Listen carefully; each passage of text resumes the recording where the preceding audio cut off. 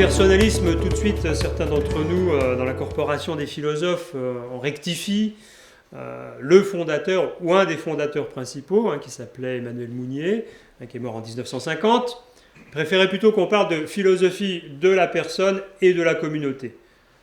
Il n'aimait pas bien qu'on parle des ismes, parce que quand on est dans les ismes, parfois, on va plus très loin après. Bon, parce qu'on se situe dans l'entre-deux-guerres. Donc il se trouve face à des personnes qui ont été exemptées ou qui ont été trop vieilles, ou des gens qui sont mutilés et qui sont revenus dans des considérations difficiles aussi, pour mettre en place les changements qui s'imposaient. Et c'est pour ça que lui en perçoit la nécessité. Et donc, il le perçoit à partir de ses contacts pratiques, mais aussi à partir d'une réflexion. C'est un philosophe, c'est un normalien, il est agrégé. À l'époque, c'est un petit provincial qui est arrivé à Paris et qui a réussi à passer devant Sartre. J'aime toujours rappeler ça. Bon. Alors, donc, quelle est cette philosophie qu'il va essayer de promouvoir avec d'autres? Il n'est pas le seul. Il pense que sa période est marquée par une forme de délitement qu'il appelle déjà l'individualisme. L'individualisme a commencé à gangréner la société et empêche les gens de penser ce qui sera après, évidemment, très mis en œuvre, les modalités de coopération, de mutualisme, d'organisation syndicale et autres. Mais aussi, il pense qu'il faut aussi, en ce moment de délitement social, marqué par un exode rural, reconsidérer une forme d'organisation globale.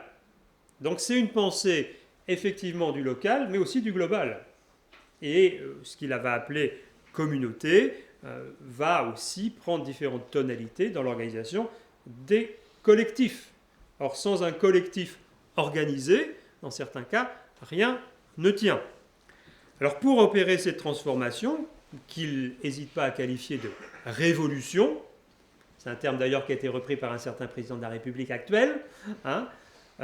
Révolution, on ne l'entendait pas à cette époque-là au sens marxiste. Révolution au sens réorientation, au sens conversion, au sens changement de cap. Eh bien, cette transformation-là, il va le faire avec d'autres, en cherchant dans tous les milieux. C'est assez rare pour l'époque, parce que ce mouvement-là est un mouvement pluraliste. Pluraliste. C'est-à-dire qu'il faut accepter la discussion, il faut accepter le débat. Il ne faut pas rester organisé de façon monolithique.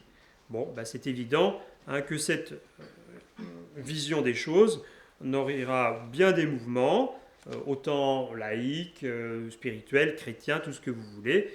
La jeunesse agricole catholique, pour ne pas la nommer, dont Michel de Baptiste était issu. Alors, quand Mounier dit crise de civilisation, ce n'est pas qu'une posture, c'est un véritable engagement, et cette philosophie est une philosophie de l'engagement. On va y venir. Alors, son mode opératoire, deuxième temps. Ce mode opératoire, c'est créer vraiment ce qui lui semblait essentiel. D'abord, des lieux d'écoute, de parole, de partage. Bon, et sans cette modalité-là, effectivement, un certain nombre de paroles sont minorées, voire même exclues. Or, il y a besoin, pour lui, pour cette réorientation, d'aborder, dans des discussions non faussées, les orientations stratégiques qui sont nécessaires. Donc, des lieux de parole, mais aussi des lieux de vie. C'est-à-dire que, en fait, la parole ne doit pas être déconnectée de la vie et de la vie concrète. Et donc, c'est face à des enjeux concrets organisés à l'époque que ces échanges vont se chercher. Il veut aussi qu'un horizon de sens, une direction à prendre, ne soit pas complètement bouché par des préoccupations tacticiennes, des combinaisons politiques, des phénomènes de pouvoir. Voilà, donc c'est vraiment, si vous voulez, une transformation importante parce qu'on est encore dans des sociétés hiérarchiques. Il y a une formule très très forte qui sera retenue souvent dans ces milieux-là. On dit l'événement sera notre maître intérieur. C'est-à-dire, nous devons apprendre à penser avec les événements. Ce qui nous arrive, pas contre les événements, mais aussi avoir cette logique souple et non pas être dans une logique raide, idéologique, qui nous empêche de voir ce qui se passe. Donc, dans une vision effectivement de la temporalité, qui ne cède pas à l'immédiateté. Voilà. Alors, évidemment, à partir de là, on peut dégager des axes, notamment concernant l'engagement. Vraiment, cette notion d'engagement va être une notion centrale. Mounier ne la tient pas de lui-même. Il la tient d'un philosophe allemand, dont il faut ici citer le nom pour rendre à César aussi ce qui est à César, qui s'appelle Paul Louis Landsberg. Ce terme de l'engagement, c'est prendre acte du fait que nous sommes déjà engagés, que nous sommes embarqués, que nous ne pouvons pas faire comme si nous ne pouvions pas prendre nos responsabilités par rapport au monde qui est déjà le nôtre.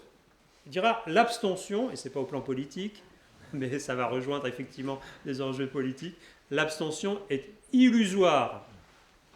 Ne faites pas comme si vous n'étiez pas déjà engagé.